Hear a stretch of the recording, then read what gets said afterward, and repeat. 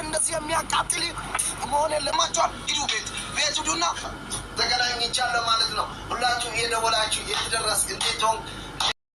ሰላም ጤና ይስጥልኝ። ውድ የተከበራችሁ ቤተሰቦች እንዴት ናችሁ? ደህና ናችሁ ወይ? አላችሁ ወይ? ይሄን ልታቆታላችሁ። በጣም የሚገርም ለሚስቱ ያለው ፍቅር ልነግራችሁ አልችልም። ለምን አትሉኝም? የምታቆት ታውቃላችሁ። የቲክቶክ አዋርድ ጊዜ ማለት ነው። እና ለምን እኔ አዋርድ ላይ አልቀረብኩም ብሎ እንባውን ጠብ አድርጎ አልቅሶ ነበርና አዶናይ 100,000 ብር ሰጠው ካገኘው ላይ ማለት ነው። እና ምን ልላችሁ ፈልጌ መሰላችሁ? ሰው ፍቅርን በገንዘብ አይገዛም። እንግዲህ እንደምታዩት ማለት ነው፣ እንደምታዩት ቤታቸው ያለው ፍቅር ልጅቷ ትንሽ መንቃት ነው እንጂ የቀራት ማለት ነው። የዋህ ነው የምትመስለው እንግዲህ ሲያው ውስጧን እንግዲህ አላውቅም። እና እሱ ደግሞ የባሰ የሚገርም የዋህን በቃ ቤት ውስጥ የሚያደርጉትን ነገሮች በሙሉ ነው። እና እዚህ ጋር እንግዲህ እንደምታዩት ነፍሱን ይማርና እንደ ነፃነት ኢቢኤስ ላይ ስታይል ነው እየተጠቀመ ያለው እና ድምፁ ምናምን ችኮላው ምናምን አለ አይደል እንደሱ። እና ሂጂና ካሜራውን አንቺ ምናምን ያዥ አንቺ እኔ ጋግራለሁ ብሎ ሸኛት ማለት ነው። እና በቃ አንዳንዴ ያስደነግጣችኋል እንዴት እንደሚጮህ። እና ኮመንት ላይ በጣም ብዙዎች ይሰድቡታል። እኔ ቦልኬ ያለው እሱ ግን ምንም ሰው ይበለው እንጂ ምንም ይሁን አሁን ያለበት ሁኔታ ላይ ደግሞ መጨረሻ ላይ ታያላችሁ ማለት ነው። ሂጂና ካሜራውን ያዥ ብሎ ነው አሁን የሸኛት። እንግዲህ አስባችሁታል። እና በጣም ነው የሚገርመኝ። በጣም ለውጥ አለው ልነግራችሁ አልችልም።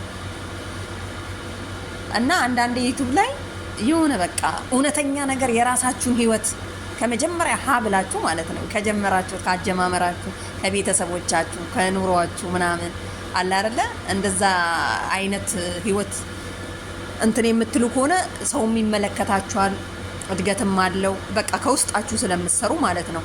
የሆነ ቤታችሁ ውስጥ እሾክ ሆናችሁ ውጪ ደግሞ ሚዲያ ላይ ልታይ የምትሉ ሰዎች ደግሞ ያው ከዚች ላይ ብትማሩ ጥሩ ነው፣ ከዚህ ልጅ ላይ ማለት ነው። በጣም የሚገርም ቀላል አልተቀየረም። አሁን ደግሞ እዚህ ጋር ታያላችሁ። ሚስቱን ደግሞ እንዴት እንደሚወዳት ልነግራችሁ አልችልም። ወላ በቃ እኛው ፊት ምናምን ነገር ነው ከንፈሯን ራሱ የሚስማት ማለት ነው። እዚህ ጋር እንግዲህ አሁን ታያላችሁ ልጇን እሷን። አሁን እኛን ሼም ይዞት ነው ያው እኔ ቆርጬው ነው። እና በቃ ምንም አይፈራም ምናምን ነገር በጣም ተቀየረ። ጎበዝ ነው፣ ጀግና ነው። በጣም ነው የማደንቀው። ኮመንት ውስጥ ገብታችሁ ፌስቡክ ላይ ሲፖስት ማለት ነው ግን የሆነ ተስፋ የሚያስቆርጥ እንትን ነው ሜሴጅ የሚጽፉለት። ምክንያቱም በጣም ይጮሃል ልጁ፣ በጣም ነው የሚቸኩለው። አንዳንዴ ወላ የሚናገረው ሁሉ የሚጠፋበት ሰዓት አለ ማለት ነው። በቃ ቀስ አይልም።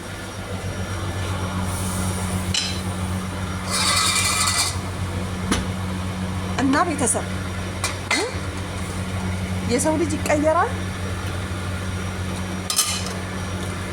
በቃ ልክ እንደዚህ መሆን ያለበት ማለት ነው።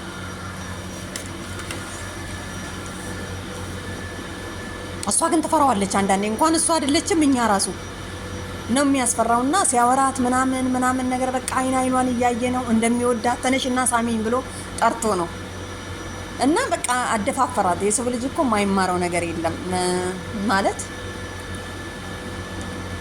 ዋናው ከቤት ውስጥ ያዢ ነው የሚያስፈልገው። ስንቶች አሉ ገንዘብ የሌለው ሰው አናገባም፣ ገንዘብ ከሌለው ምን ያደርግልናል ምናምን የምንል ሰዎች ማለት ነው። ሞኝነት ነው። እኔ ጌታ ባዶ ጋ ነው ፍቅር ያለው ማለት ነው። ጸዴ ኑሮ ትኖራለህ ቢያንስ በውስጥክ። ዋናው የውስጥ አይደለም የሚፈልገውና በጣም የሚገርመኝ እንትን ነው። በጣም ብዙ ፖስቶች አሉትና የሚገራርም እዚህ ጋር አሁን የሆነ ሩጫ ምናምን ነገር ነበርና ዱራሜ ሄዶ ተመልሶ መጥቶ ምናምን ነገር ነው እንግዲህ ያው መሄዱን ጓደኞች አሉት እንግዲህ ሰው ሆኖ መቼም ይሄ ሁሉ ፍራውል እያለው ፎሎ እያለው ሳይገባ እንትን አይቀርምና ለሐሳብ ምን ነበረ ላሰቡለት ሰዎች ነው መልእክት እያስተላለፈ ያለው ማለት ነው። ሚስትየው ራሱ እንዴት ፈዛ እንደምታየው። እሷ እኮ ፈርታው ነው። ጩኸቱ ጩኸት አይመስላችሁ? የምታውቁታላችሁ እንግዲህ ይሄን ልጅ ማለት ነውና ግን ዋናው የሰው ልጅ መቀየሩ ነው። በቃ ጮህም አልጮህም ምንም ይሁን ከዛ ቦታ ላይ መሄዱ ነው።